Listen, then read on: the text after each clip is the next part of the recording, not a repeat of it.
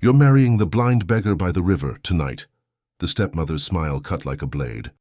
Amara stood frozen in the compound courtyard, her father's grave barely 3 months cold. Around her, the auntie's laughter felt like stones. Neka lifted a torn, stained cloth, the very wrapper Amara's mother had been buried in. Your mother left you rags. I'm generous, giving you even this for your wedding.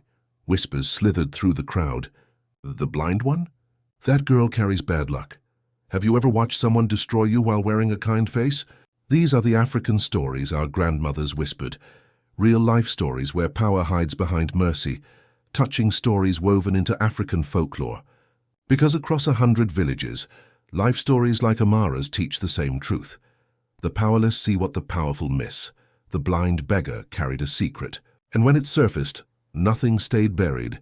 Chief Okonkwo died on a Tuesday. 3 months later, his daughter had nothing left but his grave.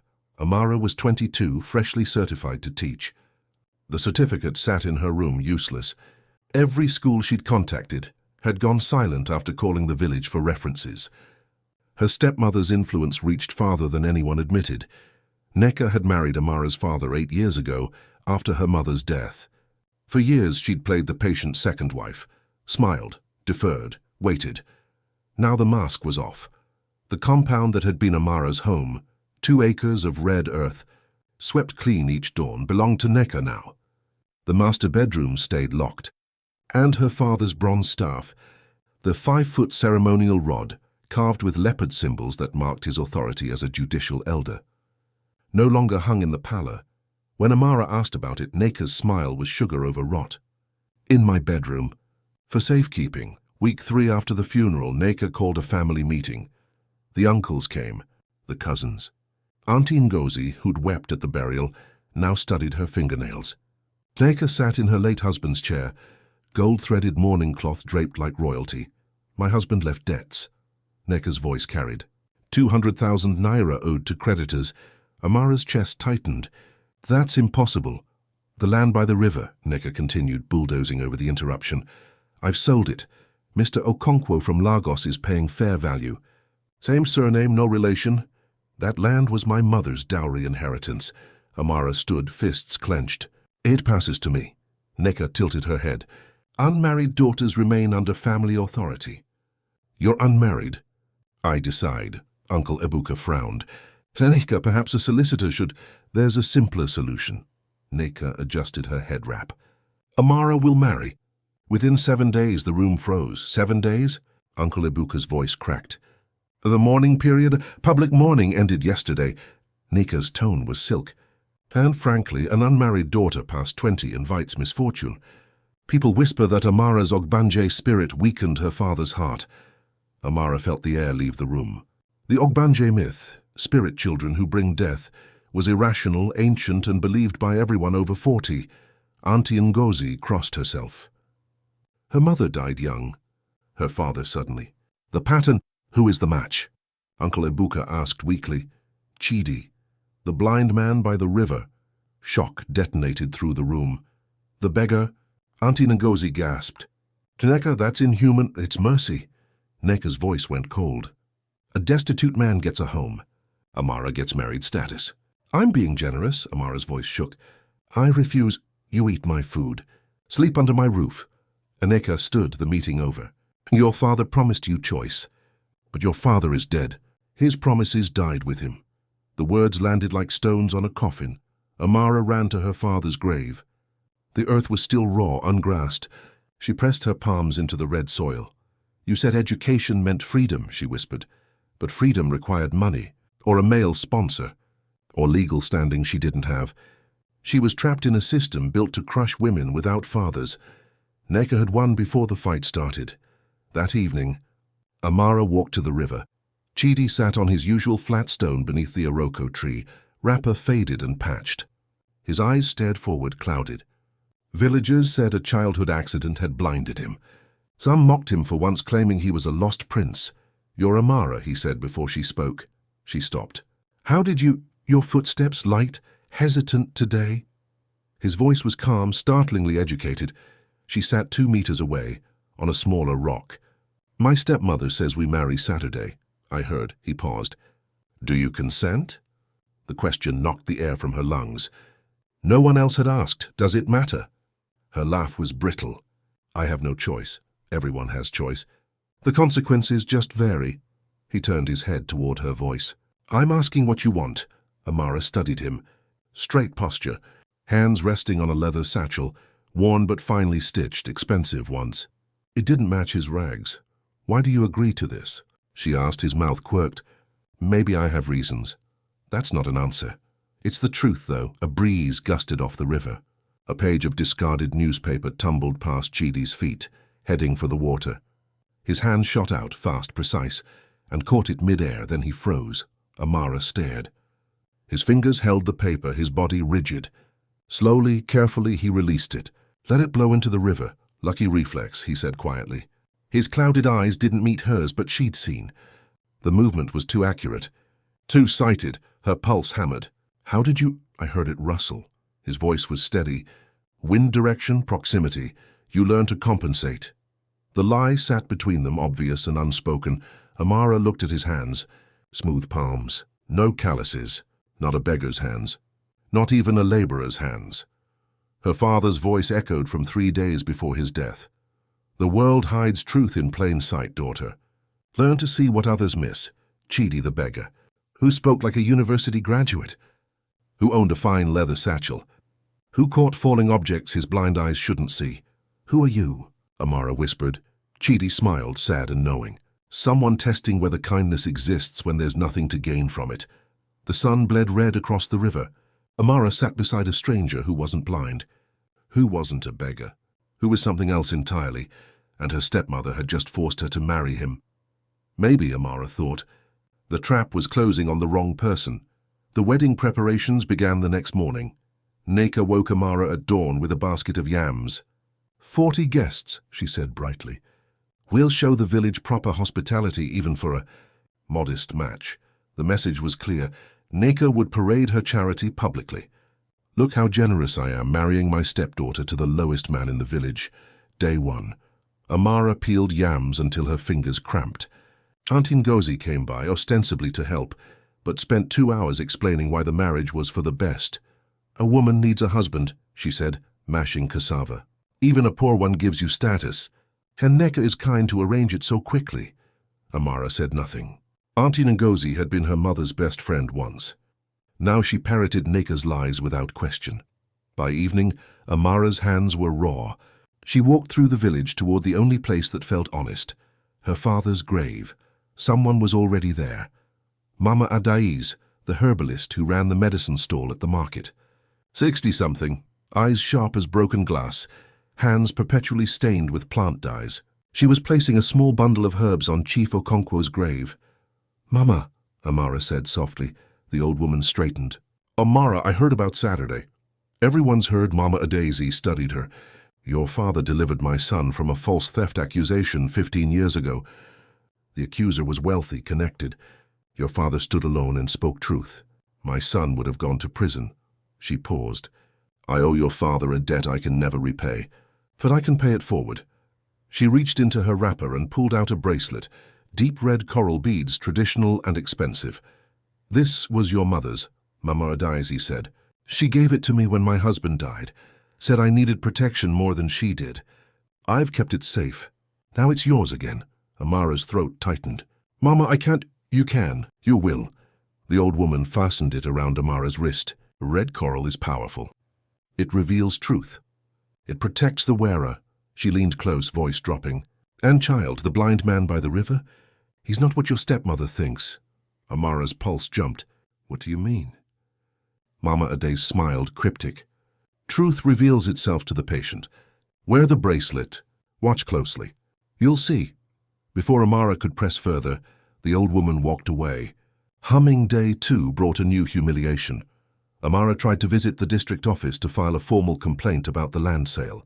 She needed to register her objection in writing before the deed transferred. The clerk, Mr. Ease, had known her father.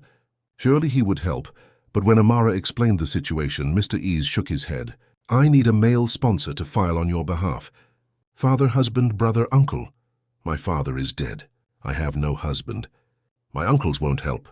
Then I cannot process the complaint. His voice was sympathetic but immovable. It's procedural law. Women file through male relatives or legal guardians. Amara wanted to scream. That's discriminatory. That's the law. Mr. Ease closed his ledger. I'm sorry. She walked home through the village centre. Mothers she'd known her whole life pulled their children away when she passed.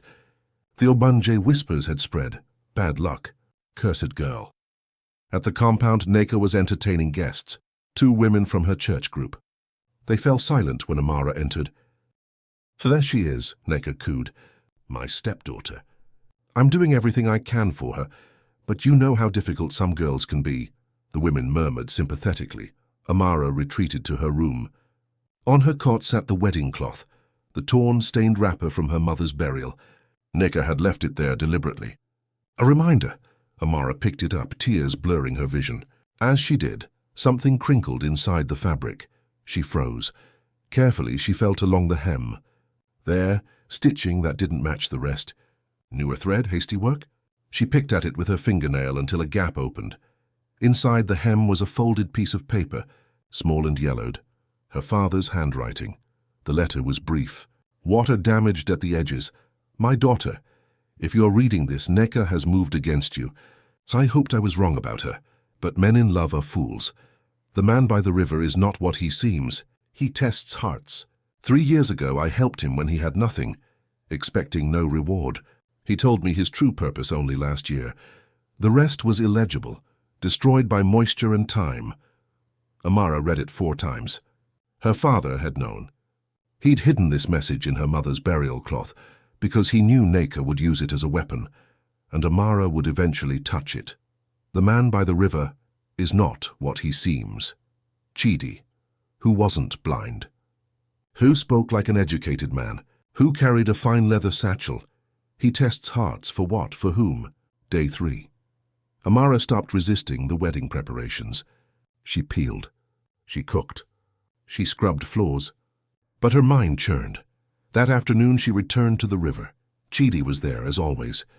Today his leather satchel sat open beside him, just slightly. As if he'd been looking inside and hadn't fully closed it, Amara caught a glimpse of gold. A ring thick and heavy, with an engraved crest. Chidi's hand moved casually, closing the satchel, but he'd let her see. Deliberately, Amara, he said, facing the wrong direction, then correcting as if he'd heard her footsteps. She sat on her rock. My father left me a letter. He said you test people. Chidi went still. He said you're not what you seem. Amara leaned forward. So what are you? For a long moment only the river spoke. Your father was remarkable, Chidi finally said. 3 years ago I was sitting here. Same rags, same blindness. A storm came. Everyone ran for shelter. Your father brought me an umbrella. Sat with me in the rain until it passed. Asked nothing. Expected nothing. That sounds like him, but it's rare. Chidi's voice was soft. People reveal who they are when they think you can't repay them. Your father taught me that kindness without audience is the only kindness that matters. You didn't answer my question. I know. He turned his clouded eyes toward her. But I'll answer a different one. You're afraid marrying me will trap you. Amara's breath caught. It won't, Chidi said. Saturday things will become clear. And when they do, you'll have choices your stepmother never imagined you could have. What things? He smiled, sad and knowing. The truth. A breeze gusted off the water. Amara's coral bracelet caught the light. Deep red, almost glowing, Chidi noticed. His expression shifted just for a second. Recognition? Approval? Your mother's bracelet, he said quietly. Mama Adayizi returned it to you. How did you know it was my mother's? Your father mentioned it. Said she wore it the day they married. He paused. Red coral reveals truth. It's fitting you wear it Saturday. Amara looked at the bracelet. At this man who wasn't blind. At the gold ring in his satchel. At the careful way he played his role while letting her see through it. He's letting me see, she realized. On purpose. He wants me to know before Saturday. But know what? Day 4. The district commissioner's business partner visited the compound. Amara watched from the kitchen window as Neka met with him privately. Money changed hands. Documents signed. The Riverland sale was finalized. Amara felt nothing. That land was already gone. She was playing a different game now. That evening, she visited Mama Adaizi's market stall. The herbalist was grinding something pungent. "You have questions. Who is Chidi?" "That's his name now." Mama Adaizi didn't look up. "It wasn't always. What's his real name?" "Not mine to tell." The old woman finally met her eyes. "But I'll tell you this. 10 years ago he came to our region. Moved through 5 villages. Always the same, blind beggar sitting, listening. Testing who shows mercy when there's no reward. Testing for what? For whom he can trust when he reveals who he really is." Mama Adaizi smiled. "Your father saw through the disguise 3 years ago. Swore secrecy. Said the test had to finish naturally. Is he wealthy?" "Wealthy is too small a word, child." Amara's pulse hammered. "Then why doesn't he stop the wedding?" "If he has power, because Saturday isn't about you." The herbalist's voice dropped. "It's about your stepmother. She's about to reveal herself completely in front of 200 witnesses. Every cruelty. Every lie. And when she does..." Mama Adaiz didn't finish. She didn't need to. Day 5 dawned 2 days until the wedding. Amara knelt at her father's grave one last time before everything changed. "I don't understand your plan yet," she whispered to the red earth, "but I'll follow it." The coral bracelet was warm against her wrist. Across the village, Neka was finalizing guest lists, printing programs, preparing her public triumph, and by the river, Chidi sat with his leather satchel waiting. The stage was set. The audience gathering, Saturday, would reveal everything. Day 6 morning, 1 day before the wedding. The compound buzzed with final preparations. Neka had hired 3 village women to cook: jollof rice, goat stew, puff-puff. The expense was extravagant for a marriage she called charity, but this wasn't charity. It was theater. Amara worked silently, grinding peppers until her eyes burned. Around her, the hired women gossiped. "Neka's so generous, feeding 200 people for a beggar's wedding. She's trying to cleanse the Ogbanje curse. Marry the girl off, purify the compound." Amara kept grinding. "Let them talk." Tomorrow everything would shift.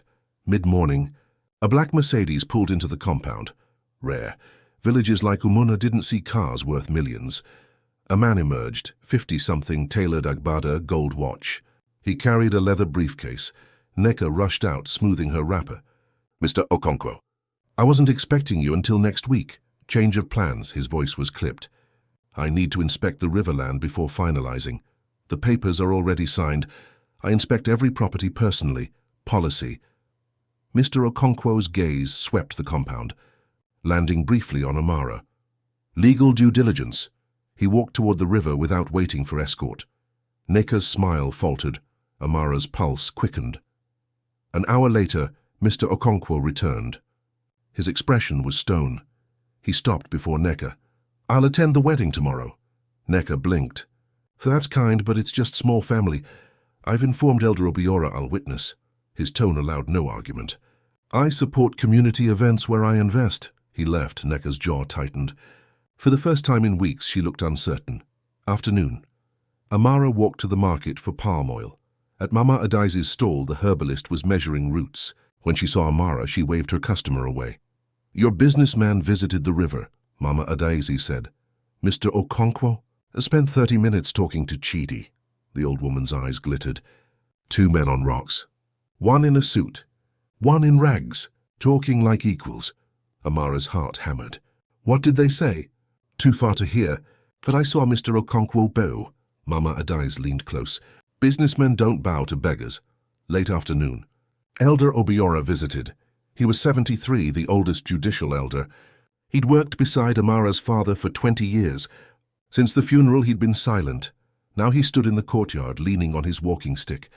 "Neka, I have concerns about tomorrow." Neka's smile was bright as shattered glass. "Concerns, elder. The bride may be marrying under economic duress. That requires direct questioning during the vows. She's consented. Witnesses heard her. Consent under coercion isn't consent." Elder Obiora's gaze was steady. "I'll ask her directly. In front of everyone. She may refuse." Neka's facade cracked. Then she laughed lightly. "Of course, elder. Ask whatever you need." But after he left, Neka turned to Amara, voice dropping to venom. "If you refuse tomorrow, if you embarrass me in front of 200 people, I'll call a village assembly. Declare you Ogbanje publicly. You'll be exiled." No teaching, no home, no future. Her eyes were ice. Understand? Amara met her gaze. Perfectly.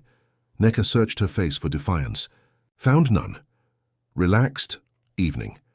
Amara's last river visit before the wedding. Sunset turned the water gold. Chidi sat on his stone leather satchel beside him. Today he wasn't pretending. His clouded eyes tracked her approach. He didn't hide it. Tomorrow, Amara said, sitting. Tomorrow, he agreed. Neka threatened exile if I refuse. Will you refuse? Amara studied him.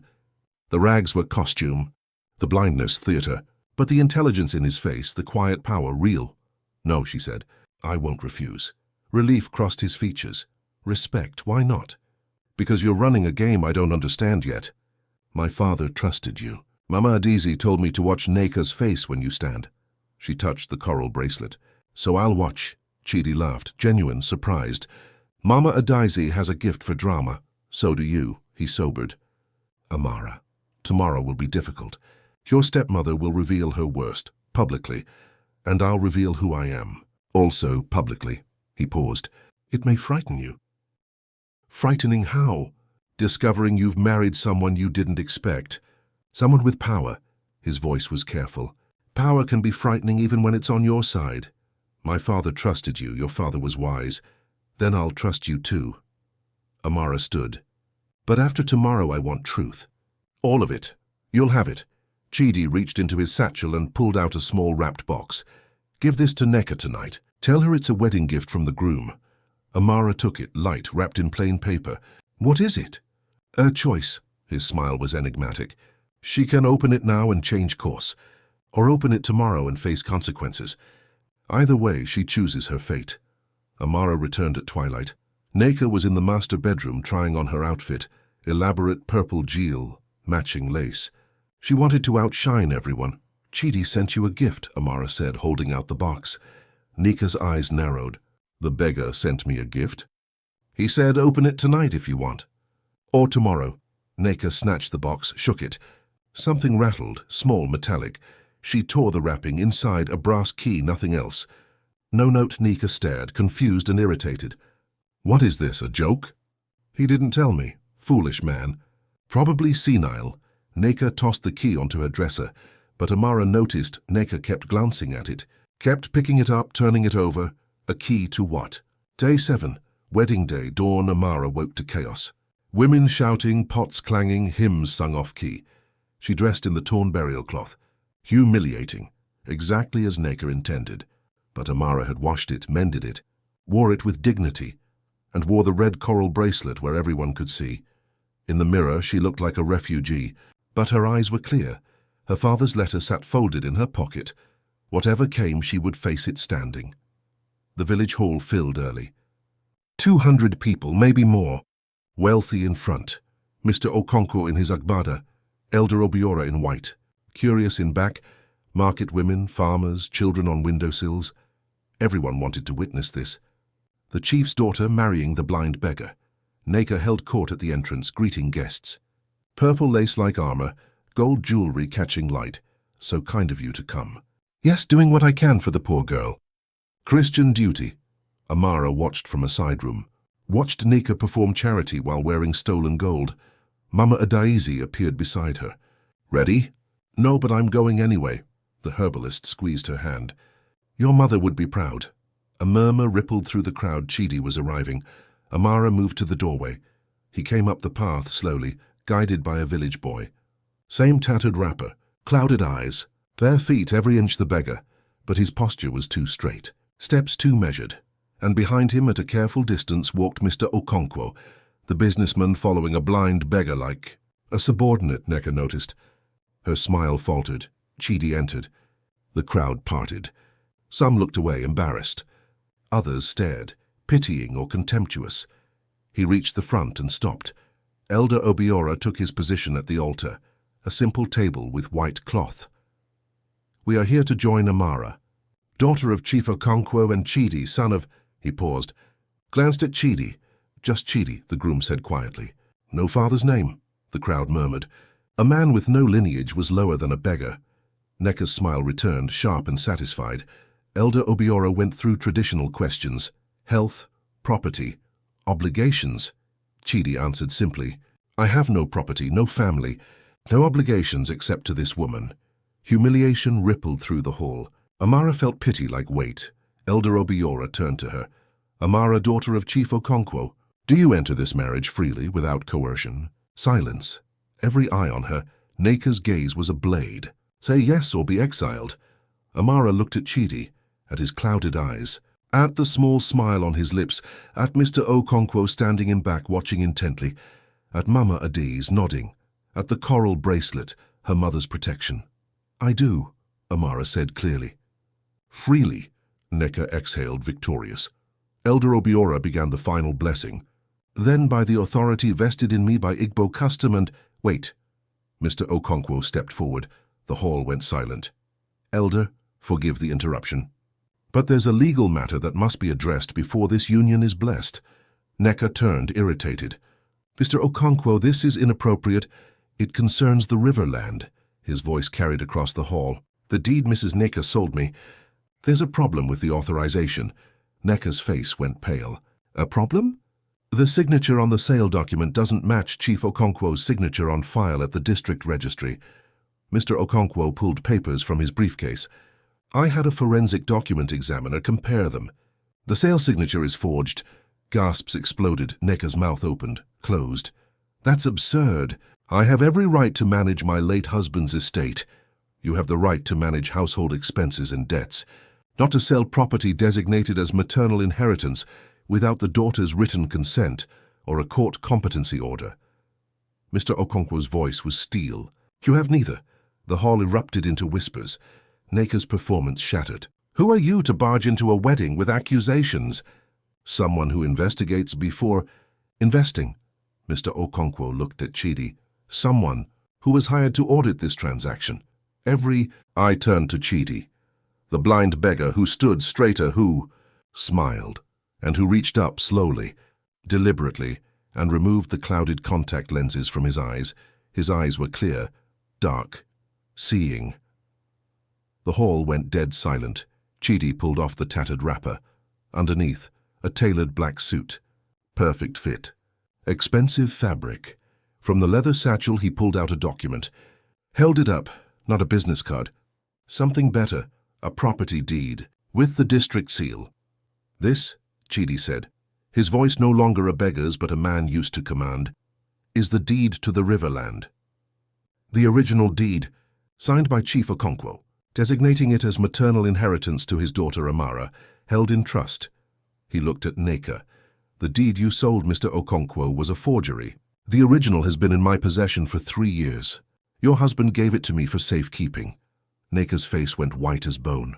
Because, Chidi continued, Chief Okonkwo suspected you might move against his daughter after his death. So he asked me to watch, to wait, to document.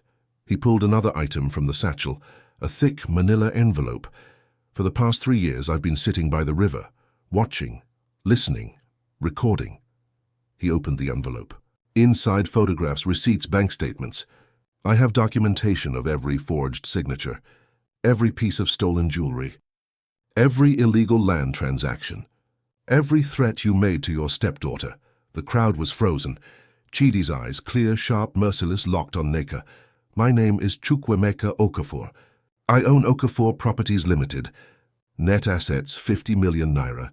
For 10 years I've moved through villages in this region disguised as a blind beggar, testing who shows kindness when there's nothing to gain. He paused.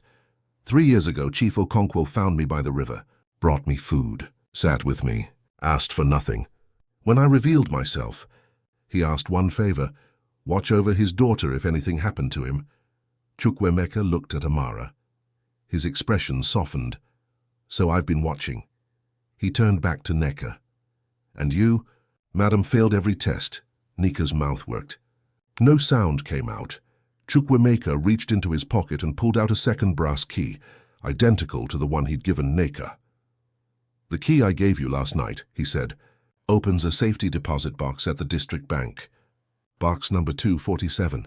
Inside is a complete dossier of your crimes, with instructions to deliver it to the police if this wedding proceeded. He held up his matching key. You had one chance to stop this. Open the box. Read the evidence. Confess and make restitution quietly. His voice was cold. You chose pride instead.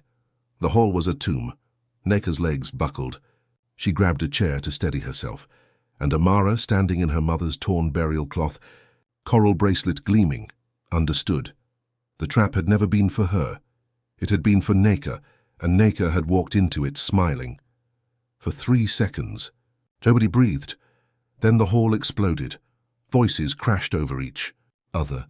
Shock, outrage, 200 people trying to process what they'd just witnessed. The blind beggar wasn't blind. The blind beggar was a millionaire. The blind beggar had been documenting everything. Neka stood frozen, hand gripping the chair. Her purple lace, so carefully chosen, now looked like a costume for a play that had just ended badly. Lies. Her voice came out strangled. All lies. This man is a con artist. Chukwuemeka said nothing, simply reached into his satchel and pulled out a slim folder. He handed it to Elder Obiora. The old man opened it. Read the first page. His face went hard as stone. This is Chief Okonkwo's handwriting, Elder Obiora said slowly. A notarized statement, dated 14 months before his death. He looked up at Neka. He suspected you were forging documents. He asked Mr. Okafor here to monitor and document. Uncle Ibuka stood, face pale. Kaneshka, what is he talking about? Nothing. Your brother was paranoid in his final... The Riverland deed, Chukwuemeka said quietly, pulling another document from the envelope. Forged signature.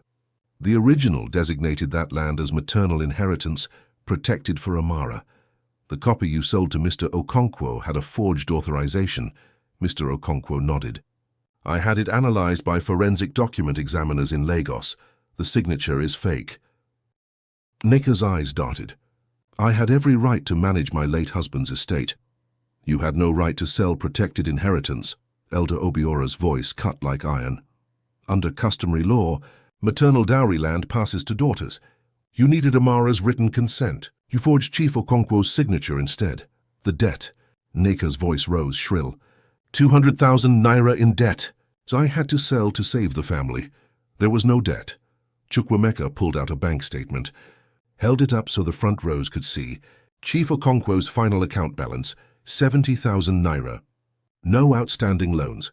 No creditors. The debt was fabricated. Gasps rippled through the crowd. Uncle Ibuka sat down heavily. You lied to us. You said my brother died in debt. I had to maintain the household. Neka looked around wildly, searching for allies. The expenses, the upkeep. Your husband left you a monthly stipend, Chukwuemeka said. 15,000 naira. Administered through a trust. You were never destitute. Auntie Ngozi stood, face twisted with confusion and anger. Then why did you sell the land? Why force the marriage? Neka's mouth opened, closed. No answer came. Because she wanted to erase the bloodline claim, Mama Adaizi's voice rang from the back. She walked forward, eyes blazing. Marry the girl to a worthless man. Make sure no legitimate heirs could challenge her control of the compound. And, the old herbalist continued, pointing at Neka's neck, that gold necklace. I saw Amara's mother buried in it. I helped dress her body myself. The hall went deathly silent. Auntie Ngozi's hand flew to her mouth. The burial necklace? Neka, you didn't... She exhumed my mother's grave, Amara said quietly. Every head turned. Or paid someone to do it. To steal jewelry from a corpse. The silence was absolute. Grave desecration was taboo. Spiritual and legal violation combined. No, Neka's voice cracked. No, she gave it to me before she died. I was there when they buried her, Amara said. I was 14. I watched them lower her body into the ground. The necklace was on her. Lies. The girl is... I prepared the body. Mama Adaiz said, voice hard. The necklace was buried. I officiated the funeral, Elder Obiora added. We specifically discussed whether to bury gold that valuable. The family decided to honor the mother's wish. It went into the ground. Neka backed up a step. Then another. Mr. Okonkwo pulled out another paper. Signed statement from the cemetery night watchman. 6 weeks ago, he witnessed a woman matching Mrs. Neka's description, paying 2 men to excavate a grave. He reported it when I began investigating. The hall erupted. She's brought a curse on us all. Desecrating graves brings judgment. The Ogbanja was never the girl, it was the stepmother. Neka shook her head, backing toward the wall. You don't understand. I needed...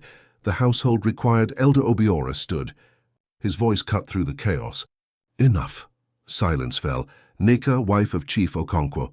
You stand accused of forgery, theft, grave desecration, fraud, and abuse of guardianship. His eyes were judgment. Do you have any defense? Neka's back hit the wall. Her legs trembled. I only wanted to secure... She had no defense. No more lies. Her legs gave out. She slid down the wall, sitting hard on the floor.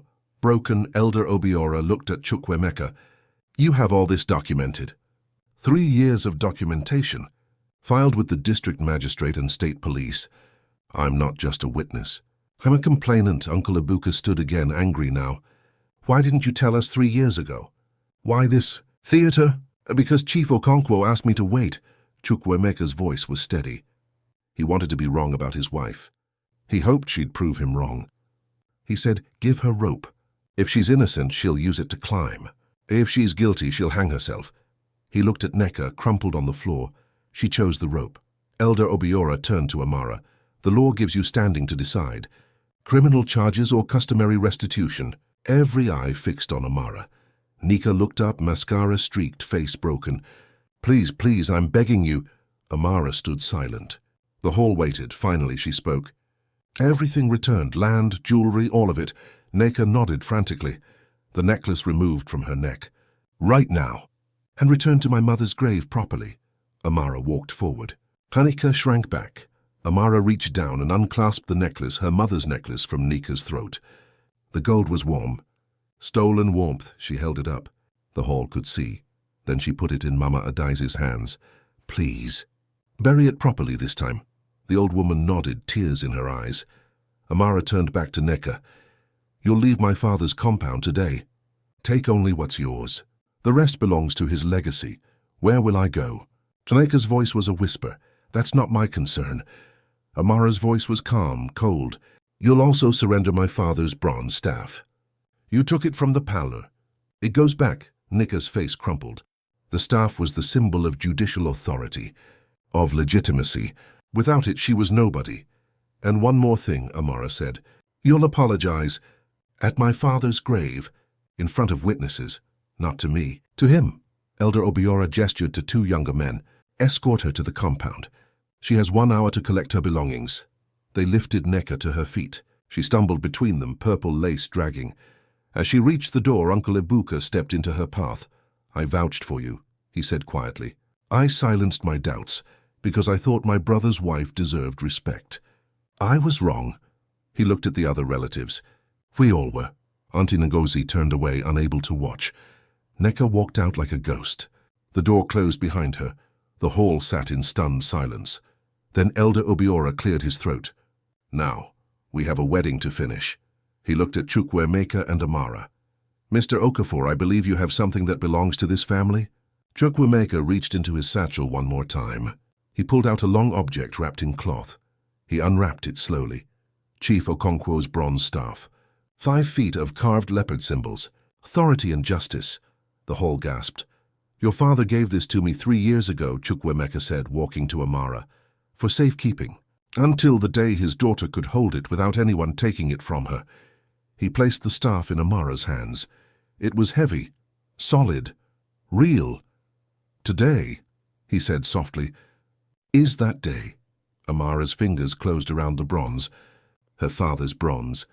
Her legacy. The weight of it settled into her bones. Elder Obiora smiled, the first real smile since the chaos began. Now let's finish this ceremony properly.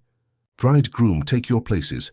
Chukwuemeka stood beside Amara, no longer in rags, no longer pretending, just a man, seeing clearly, standing beside a woman who'd earned her inheritance.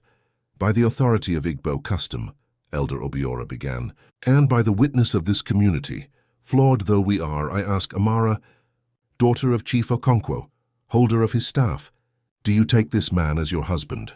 Amara looked at Chukwuemeka.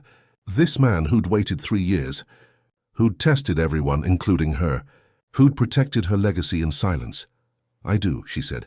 And Chukwuemeka Okafor, businessman, investigator, apparently terrible at staying retired. Do you take this woman as your wife? Chukwuemeka smiled. I do, happily. Then by law and custom you are married. Elder Obiora's voice rang out. And may this village learn what these two already know. Character reveals itself not in what we claim, but in what we do when no one is watching. The hall erupted into applause. Real this time, not performance, celebration. The celebration lasted an hour. The food meant for humiliation became a genuine feast. The mood shifted from shock to relief to cautious joy. But Amara and Chukwuemeka left early. They walked to her father's compound, her compound now. The bronze staff rested against her shoulder. People stepped aside, nodding respect. At the gate, 3 battered suitcases sat in the dust. Neka stood beside them in a plain wrapper, stripped of purple lace and gold. Uncle Ebuka was there, arms crossed. Everything else stays. You take only what you brought to this marriage. Neka nodded without speaking. A taxi waited. She loaded her cases alone. Nobody helped. Before climbing in, she turned to Amara. I'm sorry. Amara looked at her. This woman who'd tried to erase her. You're sorry you got caught? Neka flinched. Had no answer. Tomorrow morning, Elder Obiora said. 9 a.m. Chief Okonkwo's grave. Don't be late. The taxi drove away, kicking red dust into the air. Amara watched until it disappeared. Felt nothing. No satisfaction, no grief. Just quiet. Is it over? Mama Adizi asked, appearing beside her. No, Amara said. It's beginning. Inside the compound, Amara placed her father's bronze staff back on the palour wall. It looked right. Like it had come home. Chukwuemeka stood in the doorway watching her. Still in his black suit. Still adjusting to being seen. I have questions, Amara said. I owe you answers. She sat. He sat across from her. No longer playing beggar, but not quite comfortable as himself yet. Why 3 years? She asked. If my father asked you to watch, why wait so long? Because he asked me to. Chukwuemeka's voice was steady. He said, if my wife is good, she'll prove it over time. If she's not, she'll reveal herself completely. Don't intervene early. Let the truth be undeniable. Amara closed her eyes. That sounded like her father. Patient. Thorough. He wanted to be wrong about her, Chukwuemeka added quietly. Hoped he was wrong, but he was also preparing in case he wasn't. And you, why agree to marry me? He met her gaze directly. Because 3 years ago you sat beside me by the river. You'd just lost your father. You were grieving, and you still spoke to me like I mattered. Not as charity, as a person. Amara remembered that day. The loneliness. The stranger who'd listened. That's when I knew, Chukwuemeka said. Your father raised someone worth protecting. They sat in silence, processing, adjusting. Finally, Amara stood. We're married. I suppose we figure out what that means. Together, he agreed. The next morning, 20 witnesses gathered at Chief Okonkwo's grave. Neka knelt on the red earth. Read from a paper, voice mechanical and flat. Chief Okonkwo, I dishonored your memory. I forged documents. I stole from your daughter. I desecrated your wife's grave. I lied to your family. I am sorry, she stood, left without meeting anyone's eyes. Elder Obiora marked it in his ledger. Witnessed, recorded. It wasn't healing, but it was accountability on record. 3 weeks later, the village assembly convened. Elder Obiora stood before 200 people. Chukwuemeka Okafor has proposed structural reforms and offered investment. The floor is his, Chukwuemeka stood. No beggar clothes now, just himself. I'm investing in Umunna, school expansion, water infrastructure, women's business loans, 2 million naira initial commitment, murmurs of shock and approval. One condition, he continued, charter reform. No forced marriages, equal inheritance for daughters. Widows retain household rights unless proven unfit by neutral tribunal. Silence. Uncle Ebuka stood. His voice was heavy. I enabled injustice by staying silent. I won't make that mistake again. I support this. Auntie Ngozi rose next. I doubted the girl when I should have questioned the widow. I support reform. One by one, the elders agreed. The charter was amended, signed, witnessed. Amara was appointed headmistress of the expanded school. 60 students enrolled, 40 girls. On her first day, she stood beneath her father's bronze staff, mounted at the school entrance. The red coral bracelet on her wrist caught morning light, legacy continuing. That evening, Amara and Chukwuemeka sat on the veranda, watching stars emerge, Your father told me something once, Chukwemeka said. That we reveal who we are when we think no one important is watching. Amara smiled. He was usually right. He was right about you. She took his hand, looked at the village her father had loved. Had the future opening like dawn. He's not here to see this, she said quietly. No, Chukwemeka agreed, but we'll live it for him. The stars emerged. The night settled, and in Umuna village, justice, quiet, patient, earned, had finally come home. 6 months later, the school had 80 students now. Amara taught 3 days a week, managed the rest. The compound had been restored, gardens blooming, walls repainted, her father's presence honored in every corner. Chukwemeka divided time between Lagos and Umuna. The village had new wells, a health clinic, 12 women-owned businesses. Neka lived 2 villages away, working as a market clerk. Monthly restitution payments arrived, small but consistent. Apology through action, they never spoke. Amara didn't need to. One evening, Mama Adaisy brought herbs for the garden. She found Amara reading. Red coral bracelet still on her wrist. You never remove it. It brought truth, Amara said. I'm keeping it close. After the herbalist left, Chukwemeka returned from town, found Amara on the veranda watching sunset. What are you thinking? He asked. That my father was patient. He planted seeds he wouldn't see grow. She leaned against his shoulder. We're the harvest. Inside, the bronze staff caught lamplight. Outside, the village breathed, reformed, learning that power belongs to those who wield it with honor. Somewhere beyond the horizon, perhaps Chief Okonkwo's spirit rested easier. His daughter was home. His legacy alive. Have you ever been underestimated because of circumstances beyond your control? These African stories remind us that resilience outlasts cruelty. This real-life story, woven from African folklore and modern struggles, proves that touching stories aren't just entertainment. They're proof that dignity wins. That life stories like Amara's happen every day, in villages and cities, wherever the powerless refuse to surrender. What's your story? Drop it in the comments. Share the moment someone tried to erase you and how you survived. Share this with someone fighting their own Neka, someone who needs to know they're not alone. Subscribe for next week. When the fisherman's daughter exposed the chief's land scheme, hit the bell. Because these stories don't just entertain, they equip us to recognize injustice and resist it. The blind man saw everything. The orphan inherited power. The stepmother fell to her own pride. What will your story reveal?